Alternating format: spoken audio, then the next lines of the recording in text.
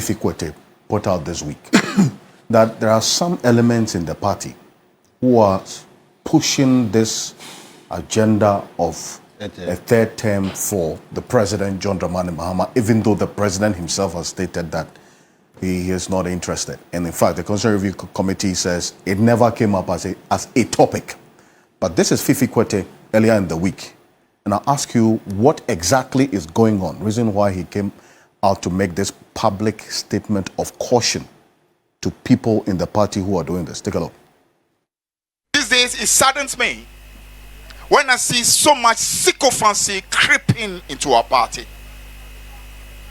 I see a group of people who obviously, from every indication, they believe that singing the praises of a leader is the only way they can survive. And that's why you hear some of those people even urging statements like there should be a third term. It's just nothing but sycophancy. Pure sycophancy and bootlicking of the highest order. Jerry Rawlings, who was the founder of this party, never at any point was urged by anybody to go for any third term. And you have a bunch of sycophants who today think that all they need to do is to sing praises and hoping that somehow those praises will get them some opportunities that they are looking for. You don't love our country. You don't love our party. If you do, you will know besides sycophants.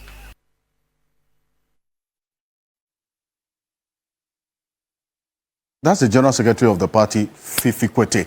Now, Mr. Dankwa, you have to leave us now. We have dealt with the issues in your poll. So thank you. It's my pleasure. Happy New Year to you. Same to you. I know that within the week you're bringing out something else again. So no, I'm hiding it. For weekly. You're doing the weekly poll. We're not putting it out there. We don't want the pressure to be too much. No, so but we can it. talk on the side.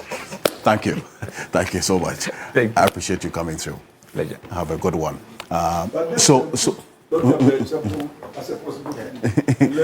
Who? Dr. Brian Agyapong. Dr. Brian Agyapong. So we will see. We will see. I think it's one that he will consider as well. Mr. Damaklo, this statement by the General Secretary of your party, what is going on? Okay. So we take this one off. Yes, please. Yes. This matter, maybe I'll be like Pontius Pilate in this matter. But my General Secretary and my senior brother, the Honorable Fifi Kwete, has never shied away from public comments, particularly those that usually don't rap very well with everybody. That's right. I remember last year an incident which happened. So we have had this NDC lawyers conference in Kumasi. True. And as the General Secretary of our party, we invited him, invited the national chairman, and some very prominent party members as well. And I remember in that meeting, my General Secretary sat by myself. In fact, he was in the middle of myself and the Attorney General, Dr. Yene. So he was giving the mic to share a few words with us.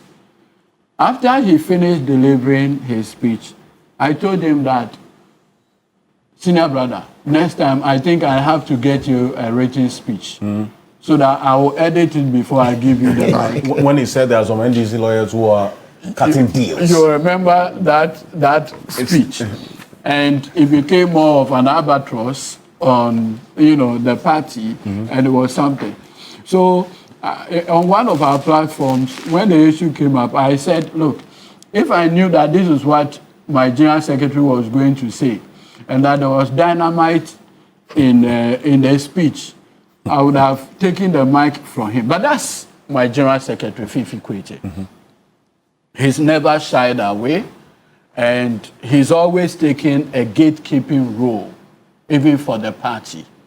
I want to believe that whatever it is that he said it in good faith, mindful of the fact that for a political party, there are shades of opinion. You see, the D in the NDC is democratic. Even in democracies, people are permitted to be mad. Okay. To express views that are completely extreme. Sometimes even reckless. Permissible in democratic societies. The question is, could that same sentiment be expressed maybe differently, or a different forum, or possibly in-house? That possibility also exists. But you see, in all of this, the most important thing for me is, at the end, who is this thing about? It's about the personality and everything that President John Dramani Mahama has worked for. Starting as a member of parliament, January 7th, 1997, having become deputy minister, subsequently becoming a minister, becoming the ranking on foreign affairs for many years, becoming the flag bearer in the running mate in 2008, subsequently becoming president in July 2012, becoming president again, 8 years in opposition, finally president again. I do not know any living Ghanaian today with that level of experience, with that level of blessings from the Almighty God. It's important to say that in the next 100 years, only 25 Ghanaians out of 34 million will become president. And that even means that they are doing only 4 years, 4 years. The more they do 8 years, the fewer the number that can ascend that hallowed office of president. And that is a unique thing that President Mahama comes to. You see, I always say that President Mahama, maybe arguably you call him a political Maradona.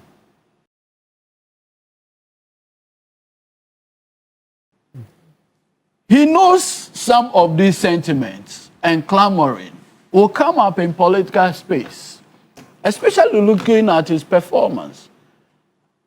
So very early in the year, he's put out what his position is on the matter.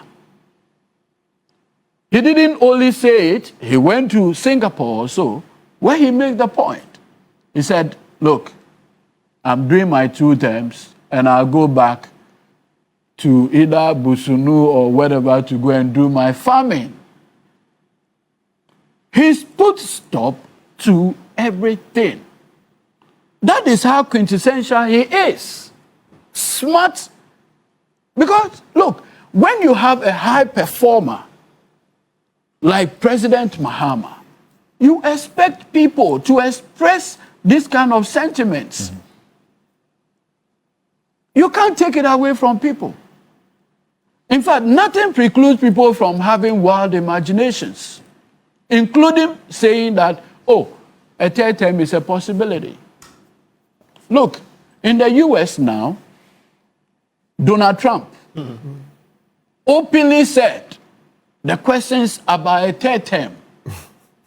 And in fact, this constitutional lawyer in the US, Alan Dichowski or something, even went to the Dershowitz or something. Dershowitz made the point that the question whether a president who had had 1 term interrupted can do is a matter that the U.S. Supreme Court has not had the opportunity of examining.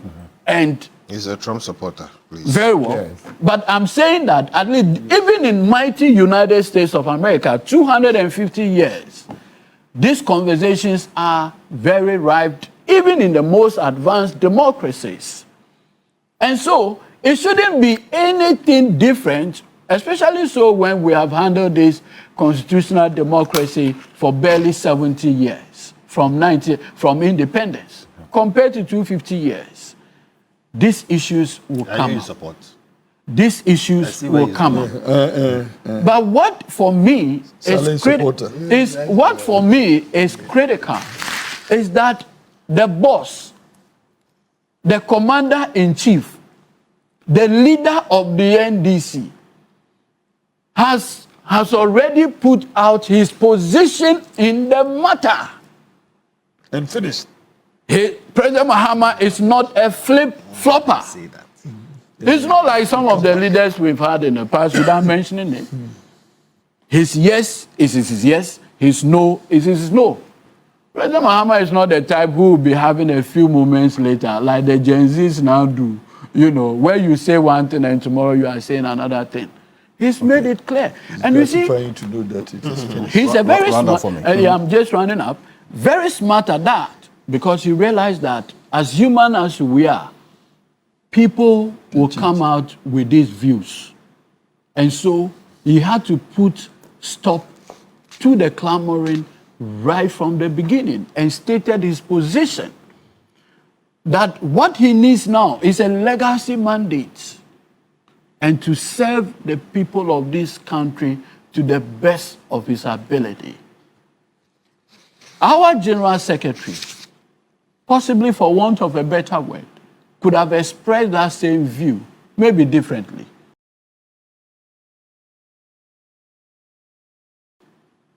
The concern people have possibly may do with the name calling. That in a democratic space, most likely you have people express their views.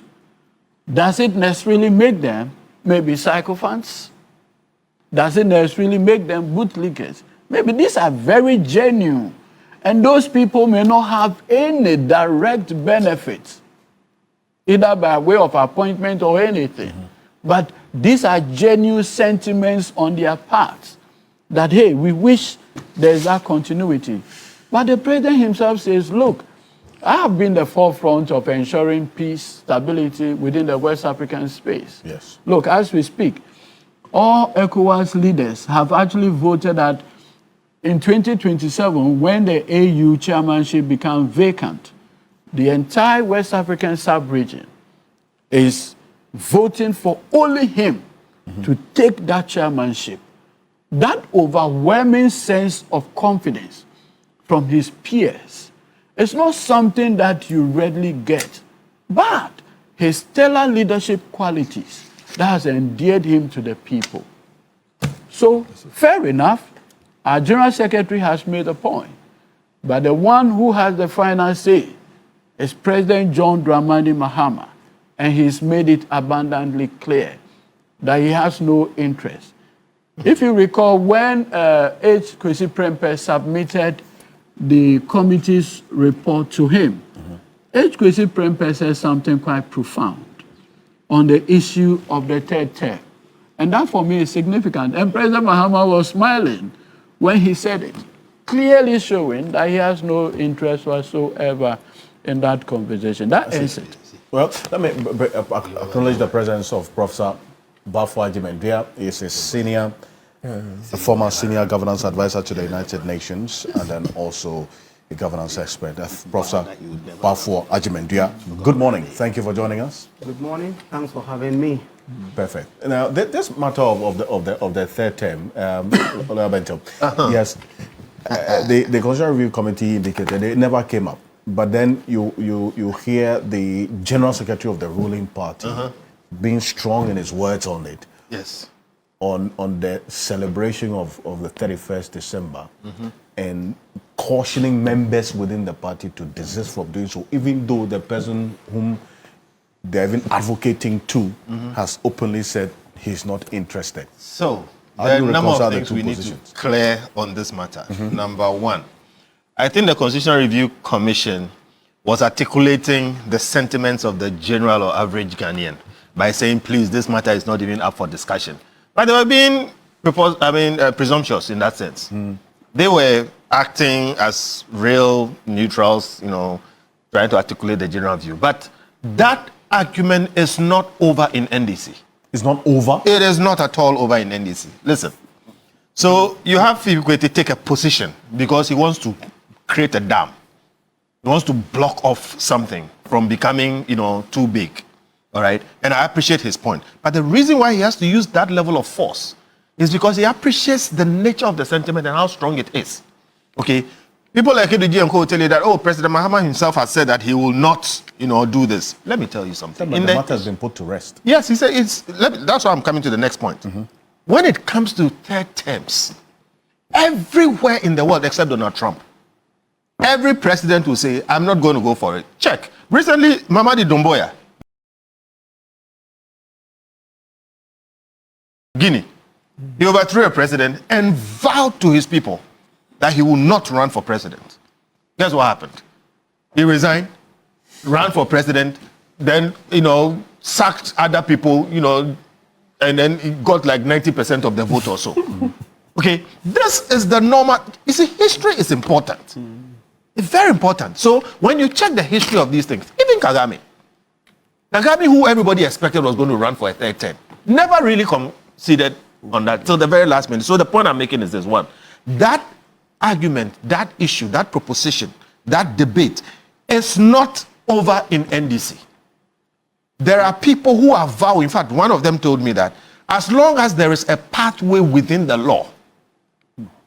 But listen, I see. Conclude. As long as there is a pathway within the law for a president to run for a third term, they will do it. But what it meant is that if you can amend the constitution for a president to run for a third term, then they will attempt it. And that they have please listen. No, follow me. An amendment. Is there really a path? So that's what I'm explaining. It says as long as. So question, is there a path? Yes. The path is an amendment of the constitution. An amendment of the constitution is not impossible when NDC has an overriding majority. Today, let me tell you something. The only person who can kill this matter is President Mahama.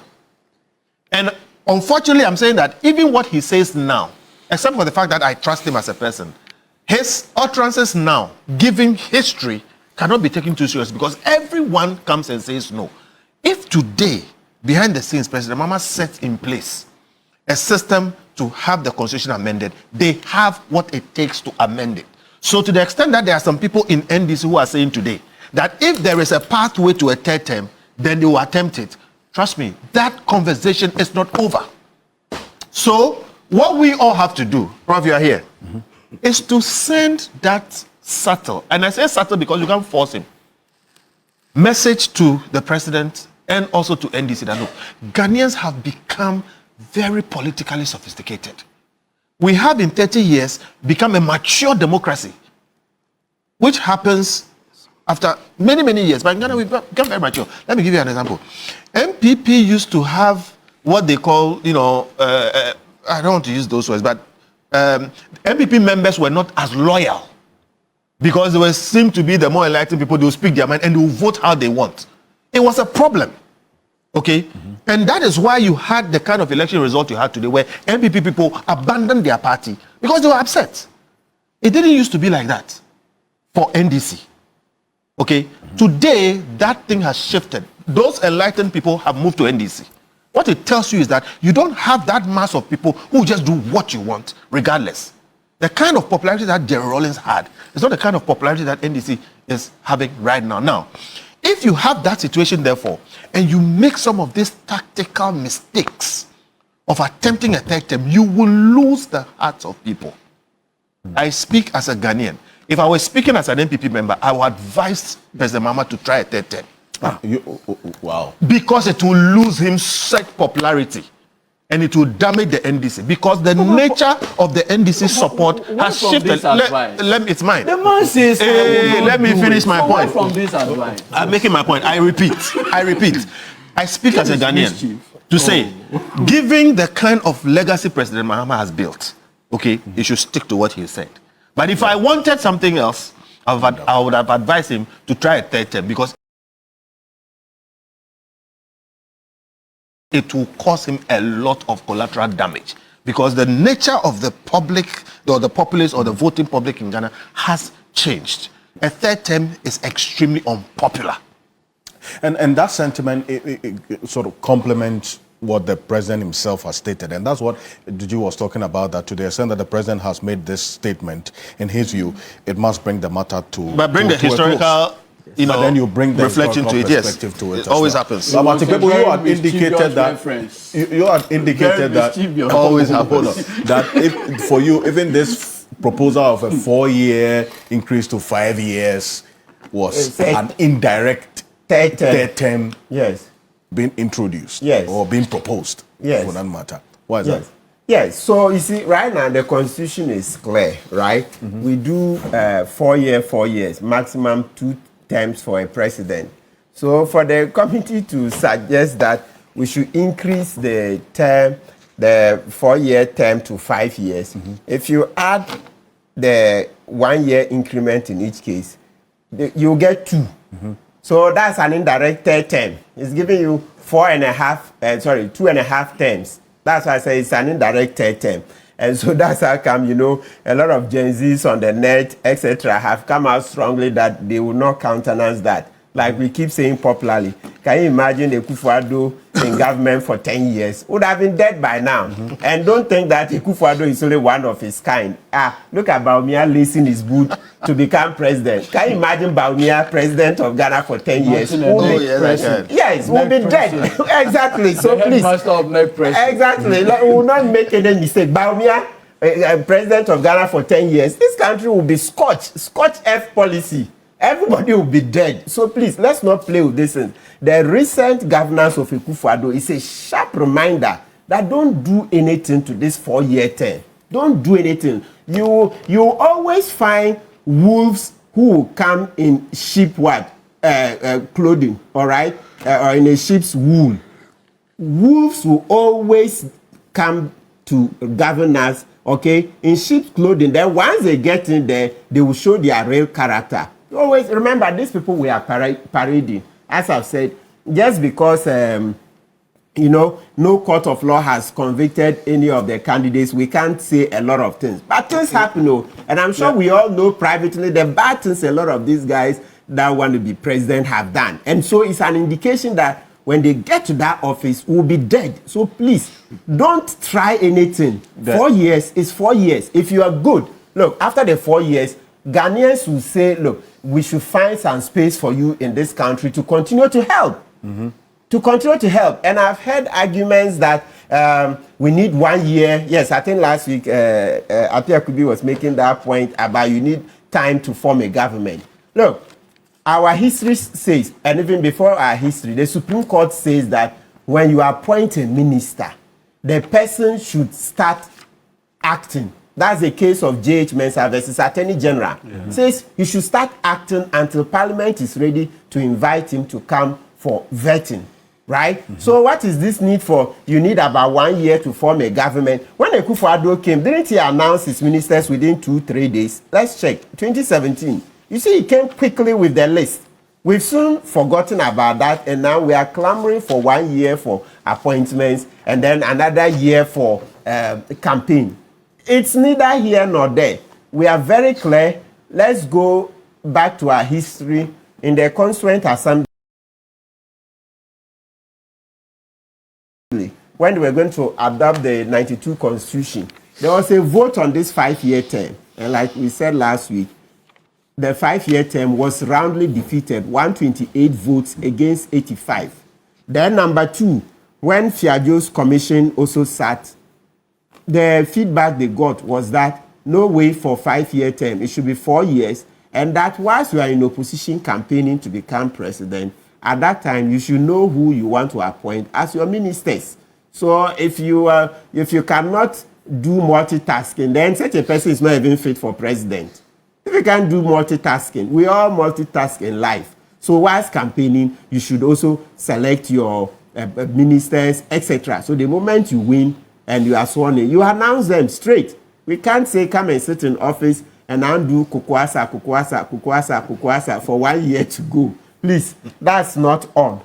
Mr. Okan says, is that it? Do I have another minute? So you've made the point on that. I don't want to bring in Prof. Abafo Ajimendua on this as to whether this Martin Kpebu's position on this proposal of the 4 years increased to 5 years. He says it's an indirect third term being introduced.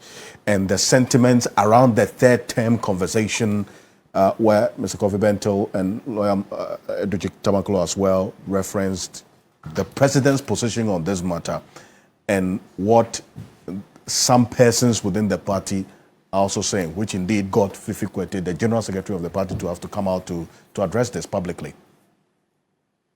Well, thank you. First of all, term limitation in democratic governance is not magical. As to whether you do 4, 5, 6, it's not magical. One may want to explore the history behind why countries choose to place some limitation and how long, how many years they do. For instance, Liberia has 6 years, and I was there with them for 6 years, saw 2 of their elections when I worked with the UN. You can go in to find out why 6 years. France used to have 7 years, right? In fact, Britain has nothing at all. So far as your party wins the support of the public, no limitations. So Tony Blair could be there 13 or 14 years forever. So for me, I don't particularly stick to any particular thing. But I can also appreciate our recent history that is making some people resistant to that. But you see, you don't make laws on the basis of one individual's behavior. That's one I think you, the lawyers, can confirm that. You don't. Ad hominem. Yeah. You see, so if we are so angry with the past president for whatever he did, we should not use that as a yardstick to judge ourselves into the future. That we are close to Martin. You know, that I think is important for us to consider. The argument of he needs time to adjust and all, it may be interesting, but it's not strong. It's not strong, but it's very interesting.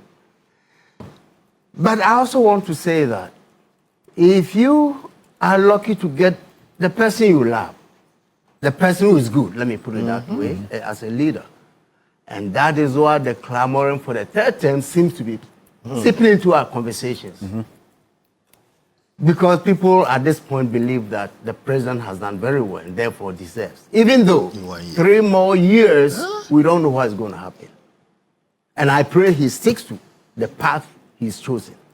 Because that would be good for all of us as a people, as a country. But again, I'm not going to look at that and say, let's give him an extra term. But I want to say that in very precise terms, the president has been very clear on that.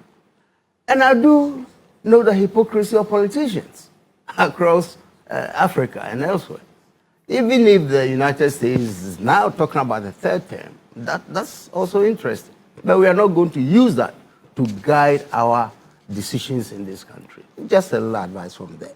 So, in effect, personally, it doesn't matter to me whether it goes to 5 or stays at the 4. But my personal preference will be the 5, and I have a reason for that. Why is that? If you take that in isolation, then you are facing the possibility of dangers, as my good friend has said. But you see, that proposal did not come in isolation. It came within a larger context. One, the fear that presidents become obnoxious or they become, what are the words? They become capricious, they unleash terror. Yeah, and all. Those fears have been mitigated by other proposals in the report, such as delimiting the powers of the president. Okay?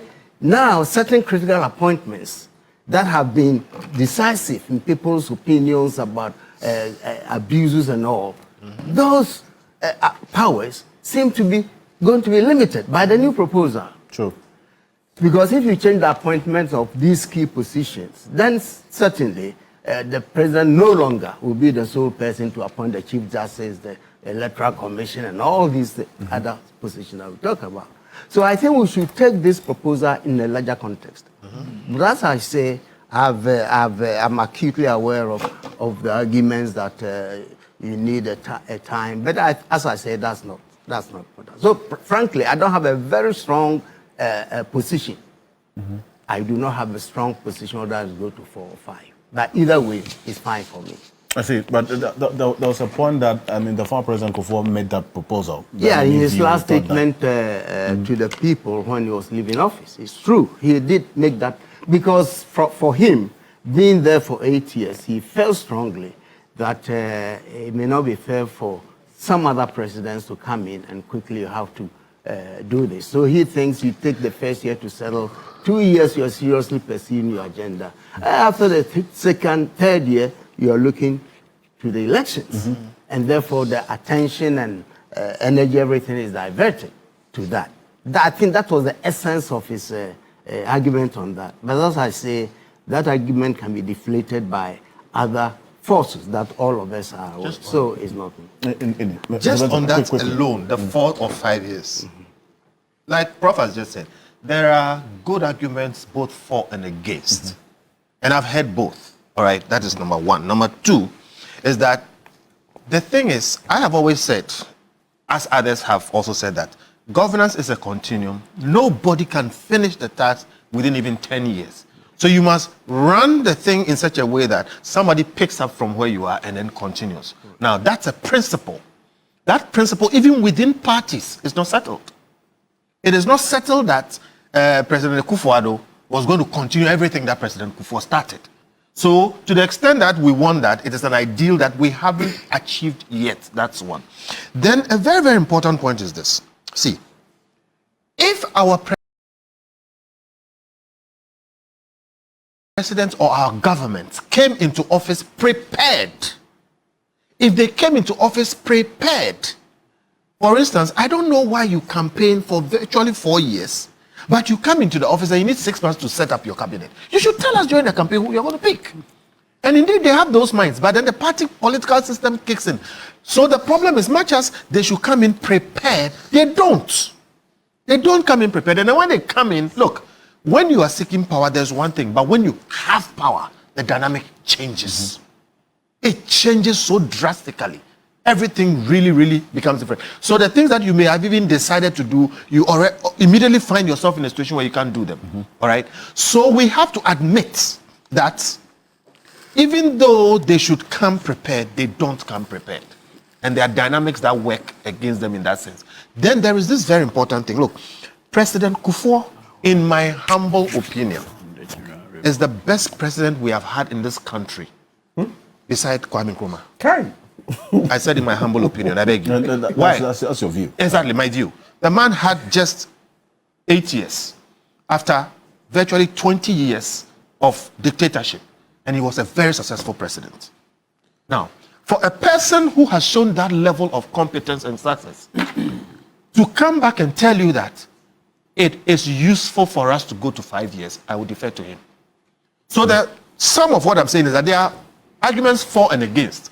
But when you weigh all of them, plus the very weighty recommendation of President Akufo, who has been a very successful president under the circumstances, I think we should consider the 5 years as a better option.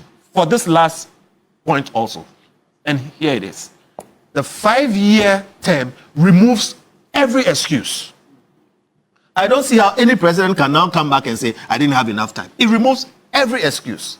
So, one or no, add or not, leave it or add, I would say, given everything put together, let us just do the 5 years. And then we take out all the excuse.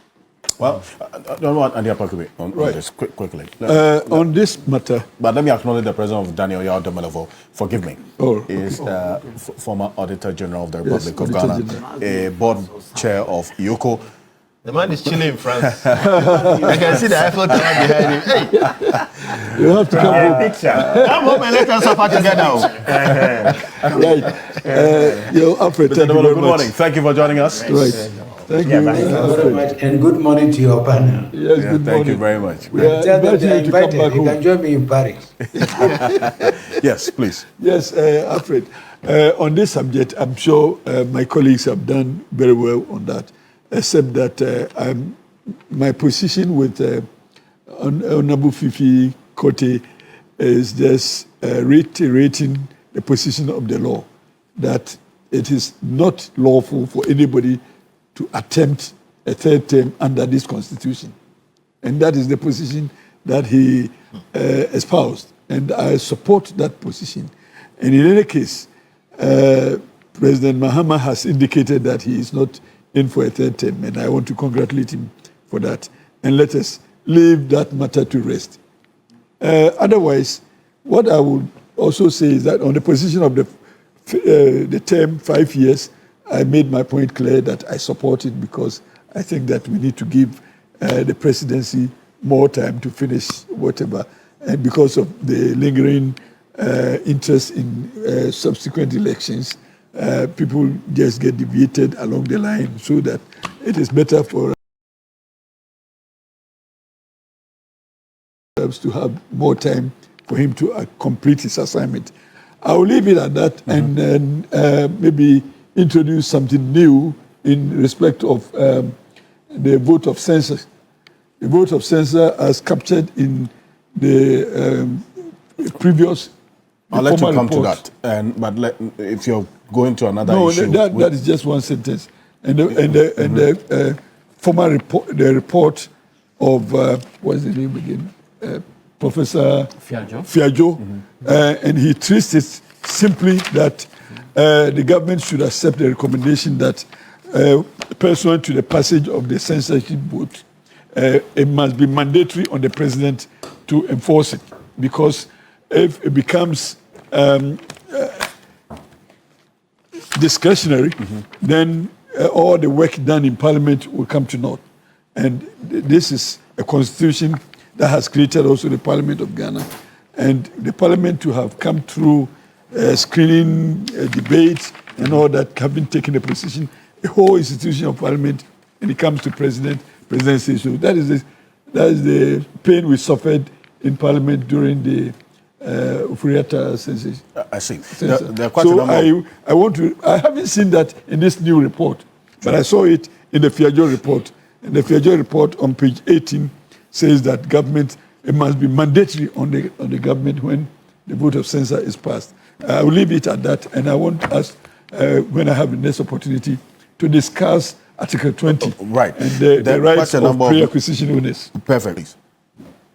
Well, thank you very much, and greetings to your panel again. In my considered opinion, the 5 years proposal is okay, is good. I'm looking at it from an accountant's point of view. Election is very costly, is very expensive to the country. Take 20 years, and that will have saved us an election. I hope you get me. In 20 years, we will have had 5 elections, given the current scheme we have. But shifting to 5 years means that it will be 4 elections. In 40 years, we will have saved 2 elections. And if anybody is able to compute what it costs us for an election, it's a huge savings. That is one. But beyond that, to be honest with you, implementing any strategic plan for an organization requires some time. And like I think your panel might have addressed their minds to, when a new government comes in and now trying to familiarize, of course, they will come out with their manifesto when they're in opposition. They will do this, we will do this, they do this. It's only when they get into office, they get the shock of their life. Many of the assumptions that they made before assuming office are not real. And many things that they thought they can just do by talking cannot happen. So before they find their feet, the first year is gone. And so the second, third year, they are in operation. By the 4th year, their mindset is, how do we win the next election? So they don't get time to manage the economy well. So in my candid opinion, it's good, especially when the change is going to be endorsed or rejected by Ghanaians. It's not as if it has been imposed on us. I'm sure it is going to be subjected to a referendum. And if Ghanaians say that is what we want, who are you to say it is not good? So me, I'm all for it. Thank you. Thank you very much. Let's do so as we round up on this particular one quickly. Okay, so because, many years ago, I was lucky. I was recruited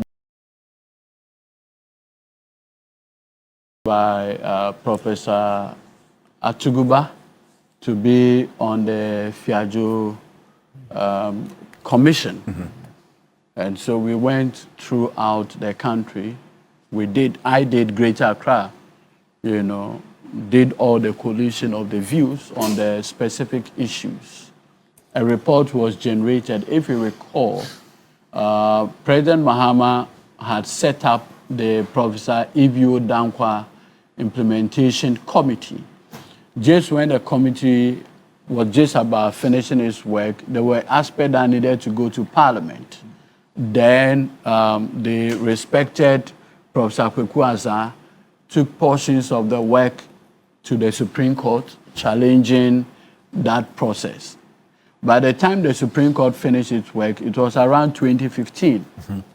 The referendum could not happen because the EC had to do the 2016 election as well. Today, President Mahama is back. I think President Nana Addo decided to do selective portions of the report, targeting the local governance portion, whether DC should be elected or, so he basically messed the whole thing up. President Mahama is back, and there's a certain renewed effort on the issue of the Constitution review. My position is that this document is one of the endearing legacies of President Rawlings, and I strongly also think that a review should be fixing a mischief. Unless, of course, we identify the mischief inherent with the implementation of the 1992 Constitution, a wholesale amendment may become problematic, like an overhaul. And so I would urge caution in all these conversations. Two, because the government is yet to issue its white paper on the work done by Professor H. Kwesi Prempeh, I want to hasten slowly and sticking out my position on specific issues, because eventually if government comes out with this white paper, the white paper will give you the government policy position on the specific recommendations. And I do not want a situation where I misalign with the position of government on that verse issue. So I would, in the exercise of a bit of caution, say I want to await what the government white paper on the specific recommendations will be. And whatever position government takes, I would have to support that position. That's what I have to say. Well, but then again, also, that doesn't mean that some of the issues that have been recommended in there. No, I mean, if you talk about, say, for instance, 30 years paid. Yes, as we speak, I mean, in France, there's a young man there, Jordan Bardella. Yeah. Jordan is on the verge of replacing President Emmanuel Macron, if you look at the numbers and how the numbers are looking. And he's barely 30 years old. If 21, I can represent a constituency. And if you look at the Constitution well, it says for a president, you must also be qualified to be a member of parliament. And so if 21 qualifies a person to be a member of parliament, my last check, then 30 should do. I tried reading. Yes, I'm just saying. Yes. I tried reading what happened in the Constituent Assembly when the decision was to peg it at 40 for the current arrangement. There was no scientific basis. There was no scientific basis. They just said. Remember, we used to have it at 35. No argument. Really? Yes. If you look at it, there was no scientific basis. Nobody was an argument. No, when I say argument, they just said, look, you see, if you look at the other clauses, for instance, Article 2, senior, the reason why they introduced Article 2 was the problem they had with the 79 Constitution to for an Attorney General. Because if you recall in to for an Attorney General, the argument was raised that Tufo was a busybody, a meddlesome interloper. What is he doing in court? And so when the 1992 Constitution came, they cleverly put in there Article 2 so that it clothed everybody with the capacity to defend. Because then SOA and Co. had to come up with that legal concept of a community of interest with the Constitution itself. To avoid that happening, Article 2 was included in the 1992 Constitution. Even when Article 2 came, that argument again faced in MPP, IGP, Mensima, and the rest, when people now raise the issue of capacity, and the court roundly dismissed it, that the nature of capacity applies to both artificial and, natural persons as well. If you look at the Constitution broadly, our checkered history has always influenced specific provision, even including the removal of justices of the superior courts. Okay. Article 146. Those things were specifically dictated by our history in the past. And so I want to say that I would await the government white paper on the H. Kwesi Prempeh Committee's report, and that will inform our further discussion on the best matter. The age limit. Yes. And I would want us to consider that one because it's a national phenomenon. As you age up to 80, 85.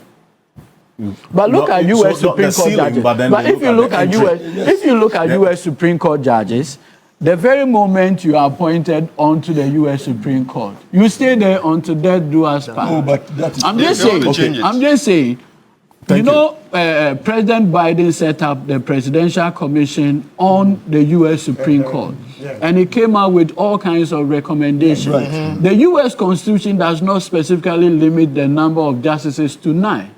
But over the period, convention-wise, they have kept it at 9. Okay. So sometimes you don't need specific amendment to address, but again, it is these specifics. Even as you age beyond a certain level. In terms of capacity? Capacity. Of course, yes.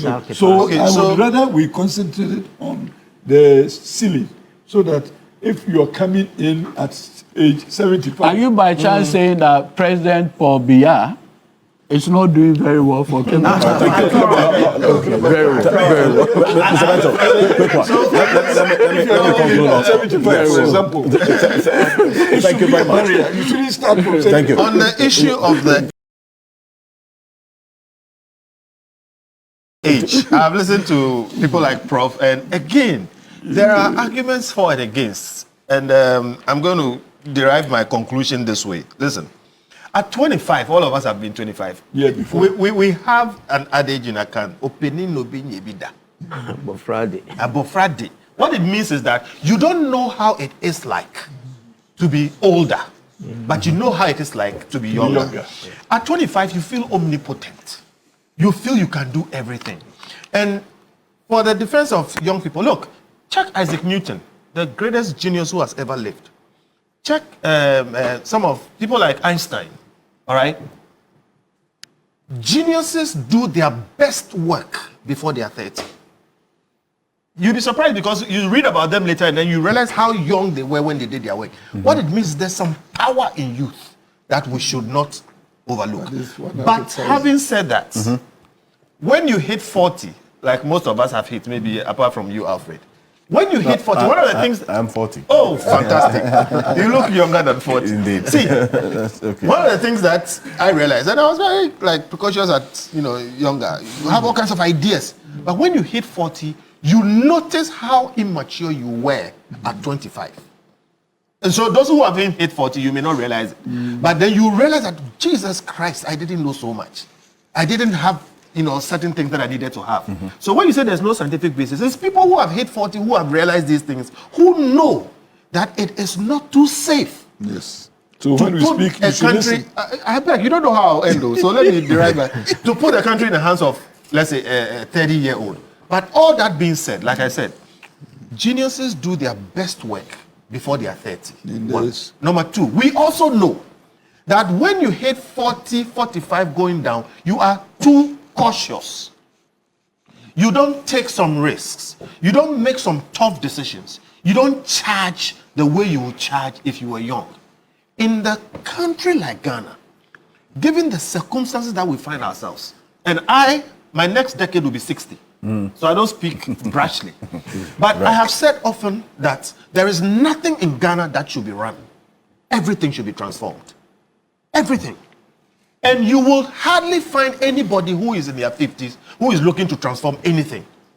To that extent, therefore... President Mahama is seeking to transform the country. You see, he's seeking to transform the country. Which is what President Akufo wanted to do. In fact, everybody wanted to transform the country. That's right. My point is the energy, and with all due respect, because I'm going to use the term, the level of recklessness you need to be able to charge at certain... Look, some of the things that President Rawlings did, okay, some of them looked excessive, but they had to be done. Okay, I'm not talking about the killings and things, but I'm talking about some of the things that even didn't yield much, like getting the youth into the bushes to evacuate cocoa, you know, some of the things he did, you needed to do that for national mobilization purposes. People who are above 45 don't do those things. We are just too careful. I am arriving at a certain conclusion. Now, what it means is that I support the reduction to the 30. From 40 to 30? Yes, and I've given you my background. But this is the reason why. If you are 30, you are within that sweet spot between being careful and being youthful, all right? Where you would have the energy to take some hard decisions and do some wilder things that older people wouldn't do. That is one. Okay. Number two, nobody becomes president and runs the country alone. You have a whole cabinet to hold you back, to advise you, to guide you. So a person who is 30 is not just going to run the country up and then do whatever they want. The person who's 80 may have advisors around him too. Oh yeah, but the 30-year-old will be the leader, so he will be more action, oriented. Then note something: in this country today, with a mature democracy with two parties leading, you cannot become president as an independent. You would have to come through the party system. If you are a 30-year-old who is able to convince your party through the party primaries to elect you above everybody else, you are special. If you are a 30-year-old who manages to get your party to elect you above everybody else to be a flag bearer, and then you manage to get the country to elect you as president, then you are special. And for that, we will be the losers as a country if we have such special 30-year-olds amongst us and we deny them leadership simply because of their age. Look, Alexander the Great conquered the known world before he was 30. So I'm saying that I support this thing, and I've heard you very well on it, but we should harness the power of youth. And my last point on this, the youth we have today are smarter than us. Thanks for watching. Like and share the video. You can also drop your comment. Please don't forget to subscribe. Click on the bell to turn on the notification.